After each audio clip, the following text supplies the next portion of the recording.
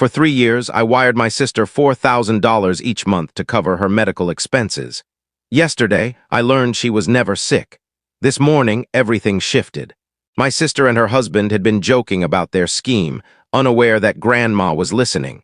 When I confronted them, they pleaded for forgiveness, but the truth was undeniable. I wasn't flush with cash. My construction job, child support payments, and scraping by left little room for extras, yet I sent the money without fail. She claimed it was for medication. 3 years back, she called me sobbing after a supposed doctor's visit, diagnosed with a rare autoimmune condition. She appeared frail, her voice trembling with fear. Her husband barely worked. Grandma, who sometimes stayed with them, relied on her pension for basics like food.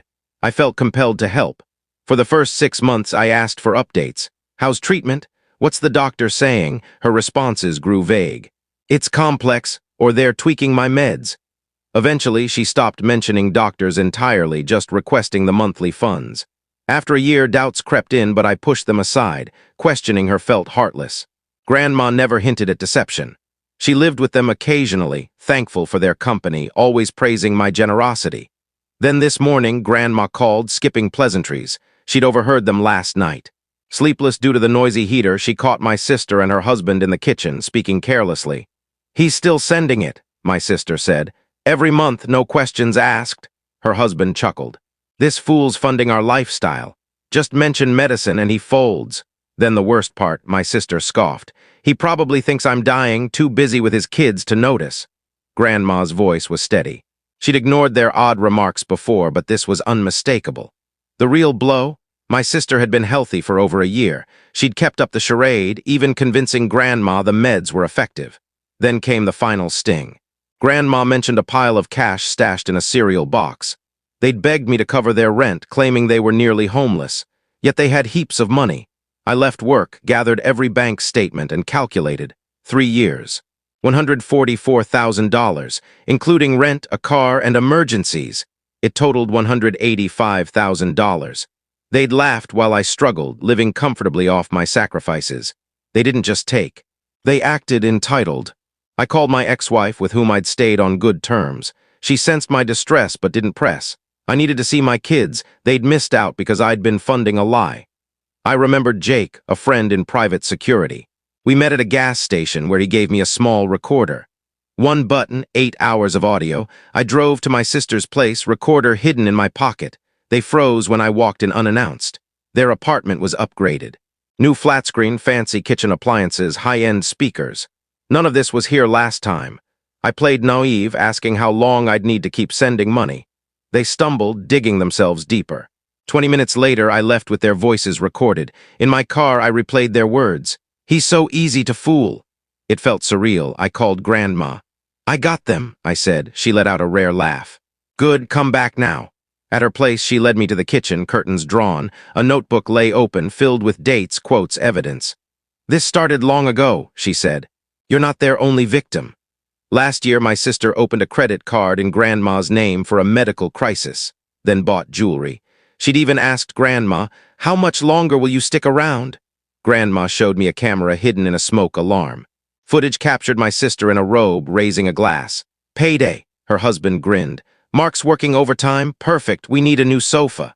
They'd mocked me for years, but Grandma, whom they'd underestimated, had outsmarted them. That night, I gathered everything.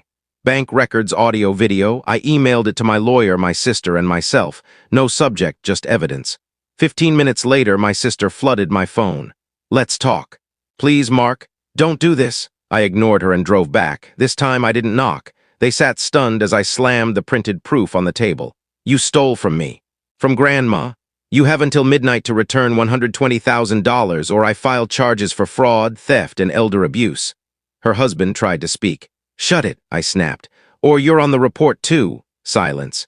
My sister left and returned with a duffel bag. Inside, $50,000 in cash. "We were saving for a house," she muttered. I took the bag and left. Even with the money beside me, it felt empty. All that sacrifice for nothing. I didn't stop. More funds came as they sold possessions. Grandma moved in with me, more content than ever. She handed me another flash drive, more clips of them gloating. "Mark's money paid for this." I told my kids the truth. Their mom admitted she'd always suspected my sister. They sold everything. Rings, furniture, even their high-end espresso machine. They downsized to a cramped apartment. I made my sister sign an agreement, never ask for money again. Grandma and I now cook together. She works at a craft shop, adored by customers who value her warmth. A letter arrived, my sister's handwriting. No apologies, just admissions. Her husband left, taking what little they had. She's sleeping in her car now. Grandma got a call from a shelter. My sister sought help, looking defeated. I feel no sympathy, no anger. Just the calm after a tempest. The story's mine again. The quiet was soothing. After the chaos of betrayal, my life found a new rhythm. Grandma's presence brought comfort.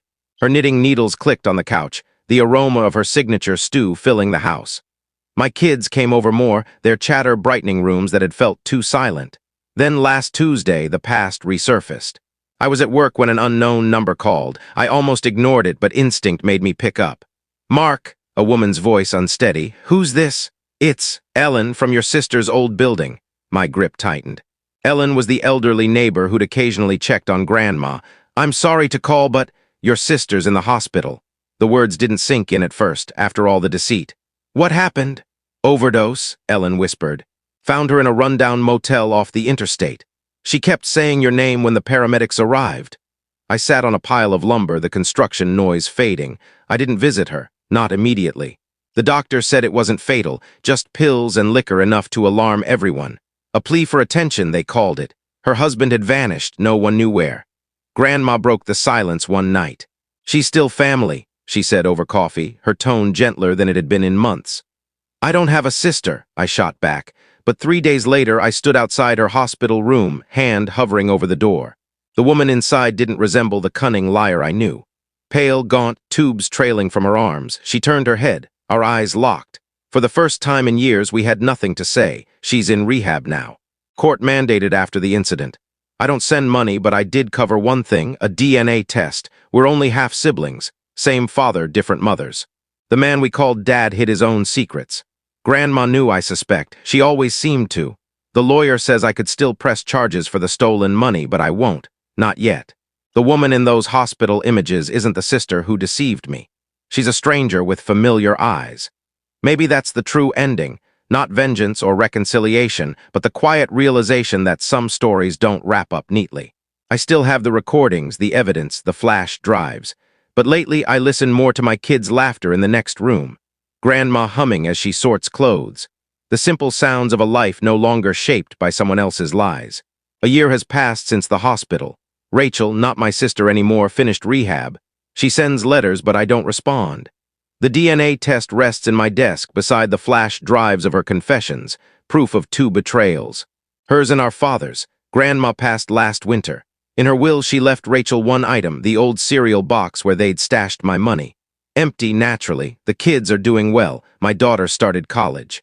Her tuition was covered with what I recovered. Sometimes she mentions seeing Rachel serving tables at a diner downtown. We move on to other topics. Last week, Jake, my security friend, called. "Found something you need to see," he said. It was footage from Rachel's old building, recorded 2 months before the truth came out. It showed her husband whispering to a woman I didn't know. "When the insurance payout hits, we're gone." They'd taken a policy on me during my darkest days. Accidental death benefit. I gave the tape to the police, not for payback, for peace. Now when I pass that diner, I sometimes slow down, just for a moment. I see her pouring coffee for strangers, her once polished nails now worn and plain. Our eyes haven't met through the window. The light turns green. I drive forward. Some stories don't need follow-ups. End. If you connected with this story and felt its emotional weight, please share it with others and stay tuned for more real-life tales and heartfelt experiences. Your support means everything, and it helps bring more stories like this to you. Thank you for reading.